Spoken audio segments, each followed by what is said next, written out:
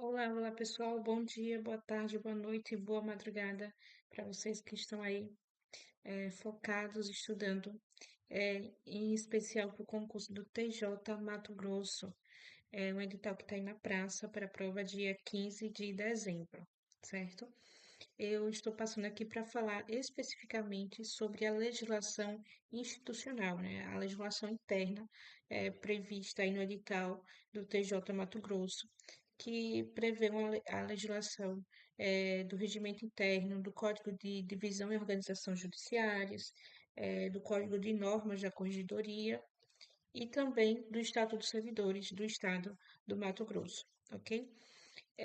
Então, estou passando aqui para dar alguns direcionamentos, dar algumas dicas de como você estudar essa legislação, que serão 10 questões na prova, é uma quantidade considerável de questões, questões que pode te colocar dentro das vagas, dentro do jogo, dentro da lista dos aprovados que podem ser convocados ou te retirar essa possibilidade de nomeação.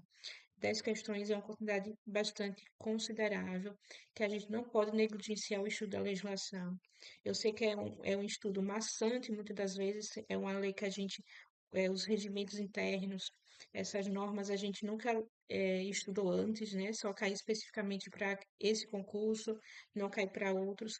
Então, daí a importância de a gente ter um estudo bastante direcionado, focado em como otimizar os nossos estudos para ter uma eficiência e qualidade, certo? Não é ficar estudando de uma forma ineficiente, de uma forma passiva, né? Um estudo passivo de ler essas normas de maneira cansativa e não fixar o conteúdo. Tem que ter o direcionamento para os pontos primordiais da legislação que pode vir ser objeto de cobrança nas questões, né? Vocês têm que ir para a prova sabendo o que pode realmente cair, ter uma previsibilidade. E muitas das vezes a gente acha que esse mar gigante da legislação não tem como a gente mapear aquilo que pode vir a ser cobrado na prova. E eu estou passando aqui para dizer que tem sim como a gente mapear pontos importantes dessa legislação, para a gente chegar na prova competitivo, em termos de conhecimento, em termos de segurança do que pode vir ser objeto, das questões ali, certo?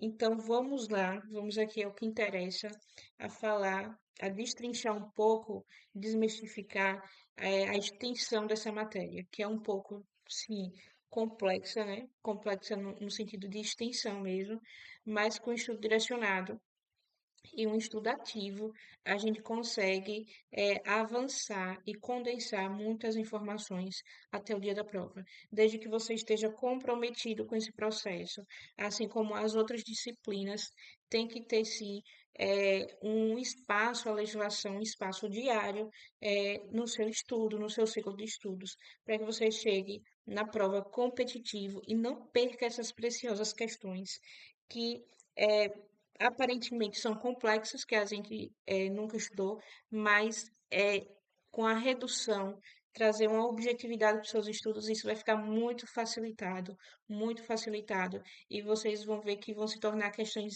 de nível fácil a médio, não vai ser nada complexo, porque as bancas costumam cobrar a literalidade dessas normas, não tem nada muito absurdo a ser cobrado, a não ser a literalidade. Então, a gente vai trazer aqui não só aquilo que pode ser objeto de prova, como macetes e dicas de como realmente estudar. Dito isso, eu vou começar aqui com a dica primordial, que é localizar essas normas dentro do site aqui, de forma que estão atualizadas, ok? Vocês vão acessar aqui o site, que eu estou aqui, ó, no site do TJ Mato Grosso, né? Esse site aqui, ok? E na tela inicial, a gente vai aqui ó, na parte institucional e vai ver aqui estrutura.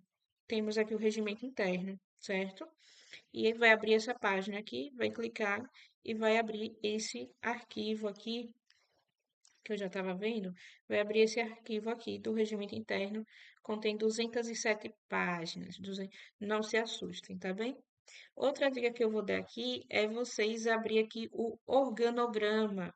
Abrir o organograma, que vai ser esse arquivo aqui.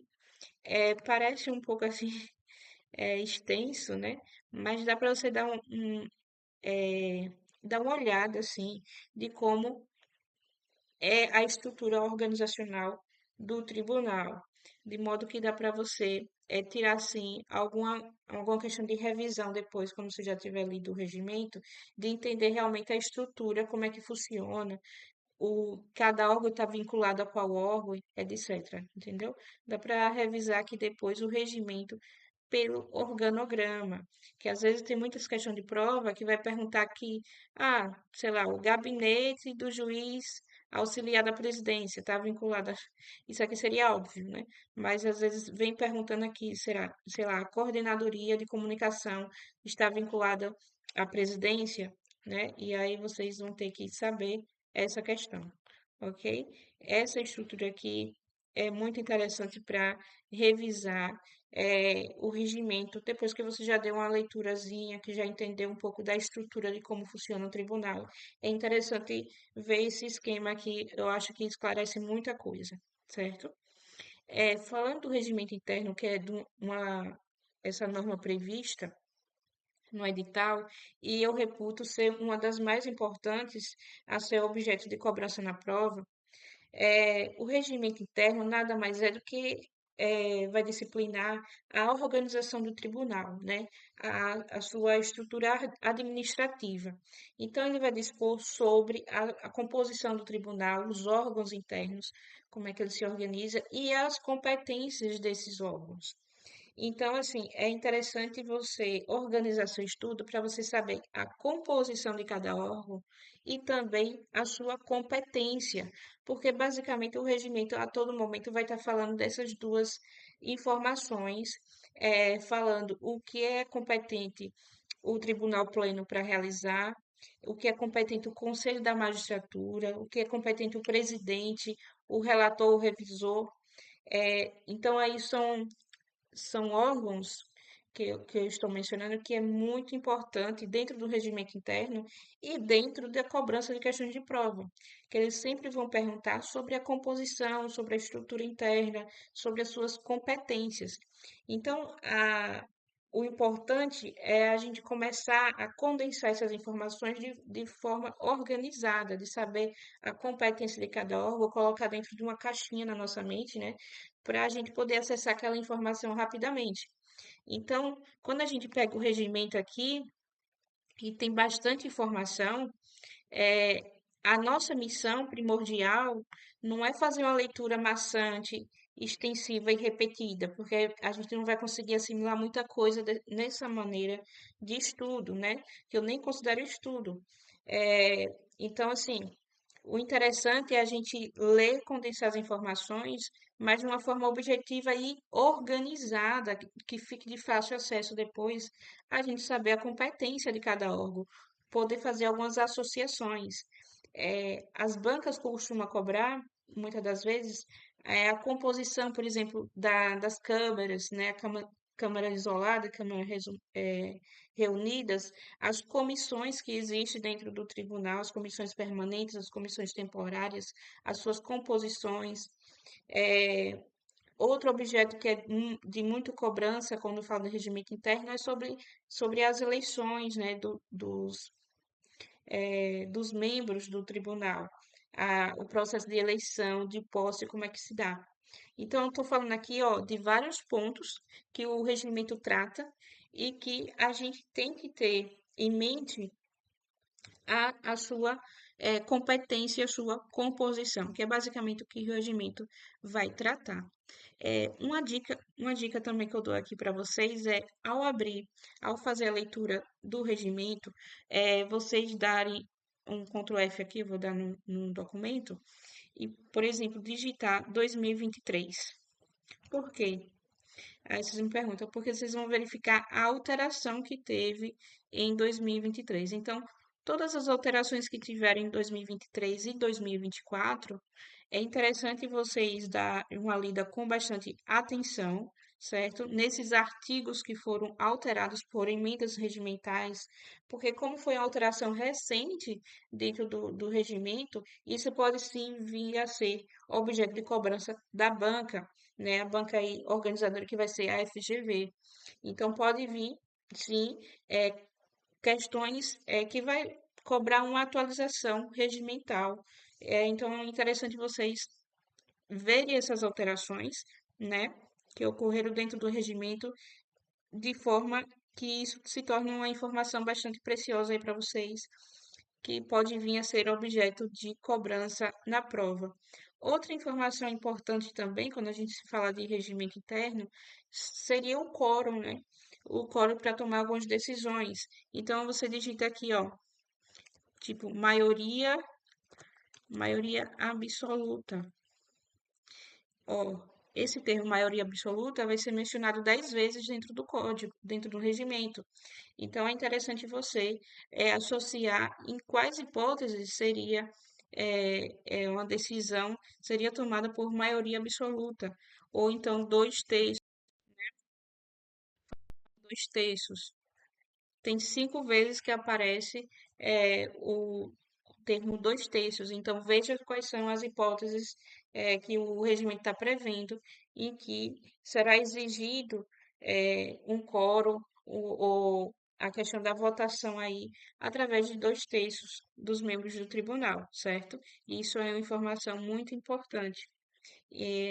Então, isso aqui é outra dica que eu deixo para vocês, certo? E aqui, outra coisa que eu posso falar, enfim, sobre o regimento interno, eu acredito que seja isso, certo? Quando se fala, por exemplo, de código de divisão e organização, a dica que eu dou é para vocês prestar bastante atenção naquela estrutura inicial que disciplina o código, que fala sobre as comarcas, né, sobre a criação, sobre os requisitos para a criação das comarcas. Tudo aquilo que fala sobre circunscrição também, né, ali das comarcas, o que fala sobre diretor de foro, também é muito cobrado, e a questão das regulações dos atos internos, né, expedientes dos atos.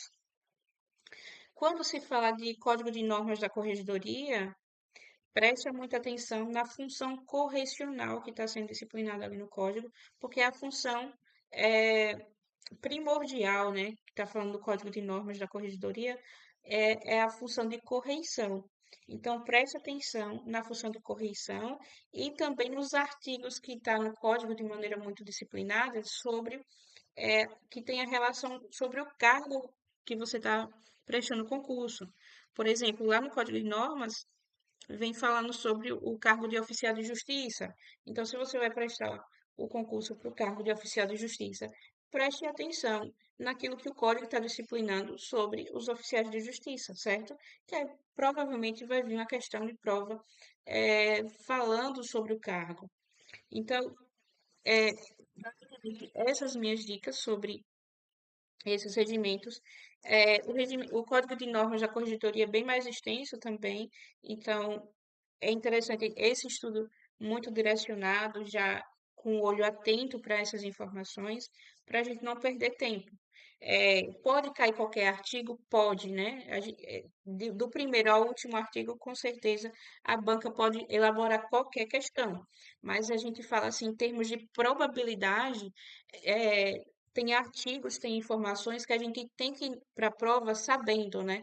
Porque a probabilidade de cair é bem maior. Então, assim, não deixe de fora esses artigos que falam sobre questões primordiais, questões que sempre vêm sendo cobradas em provas, independente da banca, entendeu? As bancas, elas mudam os termos, né, as palavras, mas a informação que ela está pedindo normalmente são as mesmas informações, só que de uma maneira diferente, de uma linguagem um pouco diferente. Mas as informações, os dados são os mesmos. Então é interessante a gente ter esse estudo objetivo, como eu já falei aqui. É interessante ter esse estudo objetivo, ok? Outra legislação que é presente no edital seria a legislação aqui do Estatuto dos Servidores, né? Quando se fala da legislação do Estatuto dos Servidores, é muito importante aquela parte inicial que fala sobre as formas de provimento, que fala ali sobre o estágio probatório, certo? Mas outra parte muito relevante é a parte que fala de licenças e afastamentos, né? Quando se fala de licenças, vocês têm que prestar muita atenção nos requisitos de cada licença, no seu período de duração, quem que pode vir a usufruir de uma licença e quem é que não preenche os requisitos, certo? E outra questão que trouxe aqui no edital de forma destacada seria o regime disciplinar, que também está previsto dentro da Lei Complementar número 4 de 90, que é o Estatuto dos Servidores Públicos Civis do Estado do Mato Grosso. Então, esse título aqui dentro da legislação, normalmente já é muito importante. E como veio de forma destacada, é mais interessante ainda vocês darem uma atenção, né, que vai falar sobre realmente o regime disciplinar, que é a questão das penalidades, das infrações administrativas que um servidor pode vir a praticar. Então, o que é interessante aqui é vocês associar cada penalidade, cada atitude, né, cada infração a uma penalidade. Então, cada conduta do servidor vai ocasionar uma penalidade, porque na hora da prova vai vir normalmente um caso, uma situação hipotética, de que o servidor cometeu um ato, né, infracional que deve ser punido administrativamente e vai exigir que você enquadre normalmente, que saiba a informação. Será que vai ser punido com demissão? Será que é suspensão? E etc. Então, é interessante fazer essas associações que na prova vai vir, sim, um objeto de cobrança nesse sentido. Gente, eu estou falando isso e eu não estou falando de forma aleatória, de forma não embasada. Eu falo isso a partir de análise de questões de prova anteriores. Por exemplo, eu estou aqui no site do Tec Concurso, que é um site de questões que eu uso e reputo assim de grande relevância no estudo, né? A gente resolver muitas e muitas questões.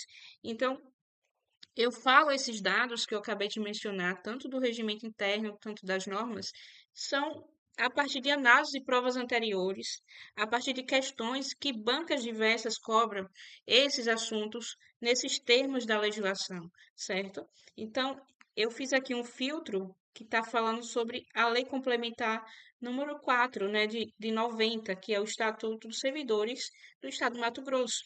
Então, quando a gente analisa essas questões, independente da banca aqui, né, que organizou, a gente vai ver a cobrança justamente desses tópicos da legislação.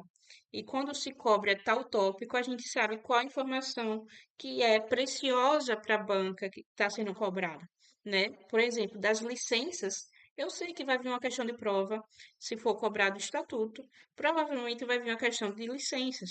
E quando se fala de licenças no Estatuto dos Servidores, a gente está falando dos requisitos, a gente está falando dos prazos, né, de quem que pode usufruir essa licença ou não. Então, a gente consegue extrair essas informações através de análise de questões anteriores, né? É, bem assim, outro filtro que eu fiz para fazer análise foi fazer um filtro da FGV, que é a banca que vai organizar o concurso de vocês, é, dos últimos anos, quando a FGV elaborou provas para os tribunais de justiça e cobrou a legislação desse tribunal, quais foram os tópicos que a FGV elegeu como sendo importante na cobrança dessa legislação interna. Então, eu estou aqui diante, por exemplo, na questão em que a FGV, que é a banca que vai organizar o concurso do TJ Mato Grosso, certo? A FGV organizou também o concurso TJ-DFT, né? Então, embora aqui seja uma questão sobre organização judiciária do Tribunal de Justiça do TJ-DFT, ela é uma questão em que a FGV está diante é, do Código de Organização Judiciária, que seria o Código de Divisão e Organização Judiciária. Então, dentro desse código, né, quando se trata da organização judiciária, quais foram os tópicos que a FGV reputou relevante para ser cobrado em prova? Então, eu fiz essa análise, para poder passar para vocês, entendeu? Assim como do regimento interno. Quando a FGV cobrou o regimento interno, o que ela estava querendo cobrar, né? Quais foram as informações que ela elegeu como sendo importantes, primordiais para selecionar os candidatos do concurso público? Então, eu selecionei aqui várias questões, né, de vários concursos aqui. Por exemplo, ela também aplicou prova para o TJ Rio de Janeiro, e aqui é uma questão sobre o Código de Normas da Corregedoria de Justiça do Rio de Janeiro. Então, a partir da análise que a gente faz, como é que a FGV cobrou esse assunto da Código de Normas da Corregedoria?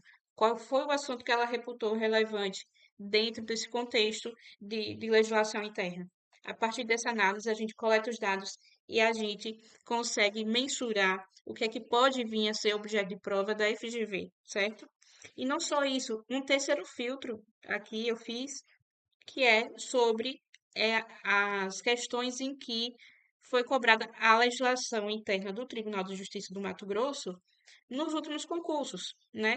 Então, independente da banca, mas o que esse tribunal em específico, ele tem como, de forma específica, né? Diferencial intrínseca sua de cobrança em prova. O que é que esse tribunal reputa também relevante para ser cobrado, para ser selecionado nos seus candidatos que prestam concursos públicos, ok?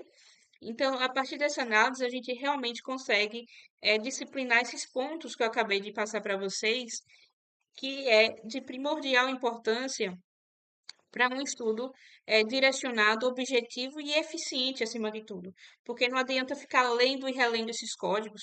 Minha gente, a Constituição, quantas vezes a gente já leu a Constituição para fazer uma prova de direito constitucional, para não errar uma questão de princípios, né?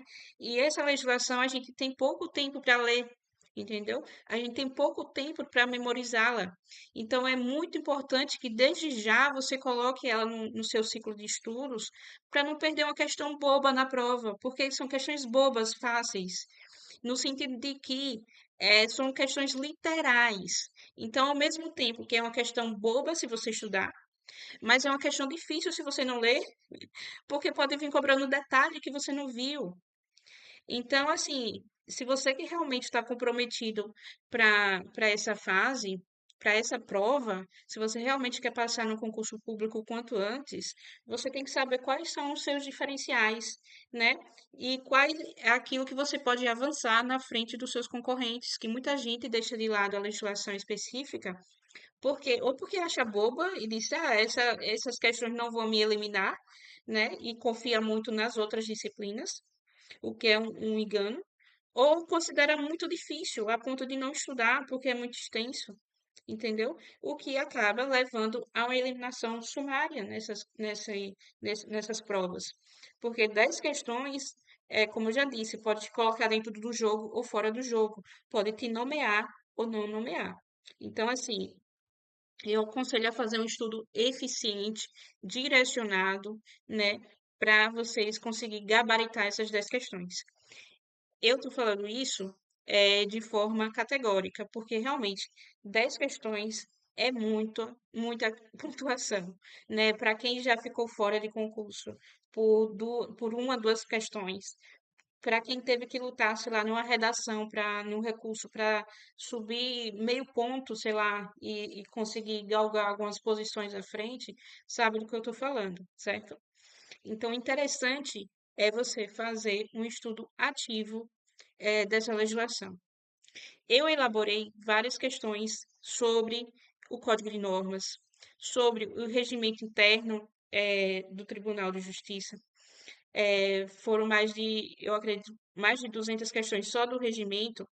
Eu estou aqui com material mapeado para vocês conseguir gabaritar essas questões, certo? Porque eu acredito que através da repetição e principalmente até através das questões inéditas que a gente consegue memorizar informações que passaram desapercebidas em uma leitura fácil, né? Uma leitura assim sumária do código.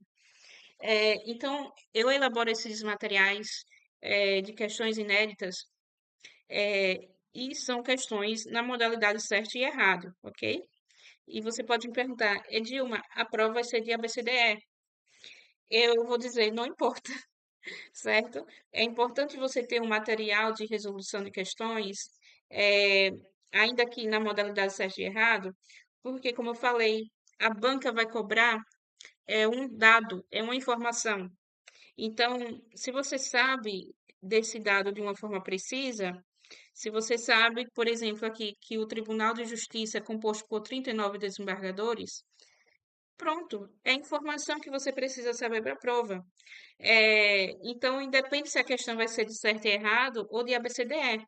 Porque se a questão vir cobrando a composição do Tribunal de Justiça e vai vir 20 desembargadores, 40 desembargadores, 39 desembargadores, você vai saber a resposta, independente da modalidade de questões. A questão, a resolução de questões se dá pelo fato de você aqui conseguir memorizar de uma forma muito mais eficiente do que uma leitura assim passiva, né? Uma leitura que você faz de um modo descompromissado e aquilo não fixa na sua mente. Então, a repetição, você voltar nas questões depois de um ciclo, apenas naquelas que você errou, vai gerar uma solidificação do conhecimento em sua mente, ok? Então, eu elaborei material estritamente para o concurso do TJ Mato Grosso, com questões inéditas sobre toda a legislação. E, além disso, vai estar disponível também tabelas, né? Tabelas para fazer com que você também facilite a fixação dessas informações. Eu ainda estou elaborando as tabelas que vai ser disponibilizado ainda essa semana dentro do material, certo? Mas eu posso mostrar aqui, por exemplo, as tabelas que eu fiz para o TRF6, que também tem material aqui disponível, que já pode ser adquirido. As tabelas que eu fiz para o TRF6 do regimento, só do regimento aqui deram 15 páginas, certo? Olha quanta tabelinha esquematizada para o TRF6, certo? Outras tabelas eu fiz aqui, deixa eu mostrar aqui, sobre o TJ, esse daqui é o TJ Paraná. Fiz várias tabelas também, um regimento bastante extenso, 25 páginas de tabelas. Aqui tabela sobre o regimento interno do STJ, 19 páginas de tabelinhas, esquemas, etc., para vocês memorizar informações muito importantes, ok? Então, essas tabelas eu também estou elaborando para a legislação TJ Mato Grosso, que já está disponível 600 questões. Se você quiser estudar dessa forma eficiente, direcionada, para que você faça vários ciclos de estudos e automaticamente você vai estar lendo o regimento, porque eu deixei também questões, deixa eu mostrar aqui novamente, são questões, e depois vem o gabarito, certo? Um gabarito e vem as questões comentadas, que você vai ver a fonte de onde foi extraída. E aqui, naturalmente, vocês vão estar lendo o regimento, né, a legislação, através de questões comentadas. Todas as questões são comentadas item por item. Então, aqui você pode imprimir esse material e ir riscando, né, e ir grifando aquele que você teve mais dificuldade para você, numa segunda leitura, só vai voltando naqueles tópicos que você já teve dificuldade para poder fixar.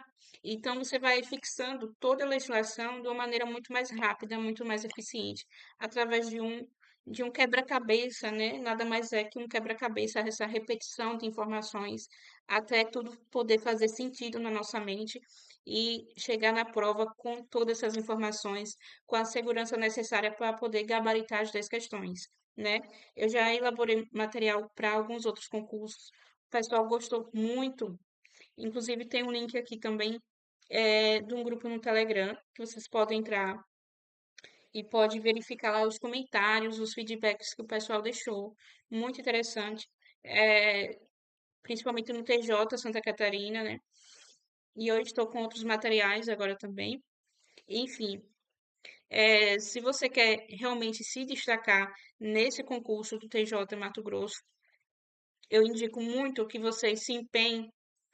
Tanto aqui, independente que vai adquirir o material ou não, mas essas dicas que eu deixei para vocês, eu acho que seria de grande valia para você aí direcionar seus estudos e ter realmente um bom desempenho, um desempenho competitivo dentro desse concurso e poder galgar realmente uma aprovação, um diferencial, que eu sei que vocês já aí estão almejando há bastante tempo, ok? E esse tribunal é bastante almejado por muita gente, que é um tribunal que tem bastantes benefícios, não é isso?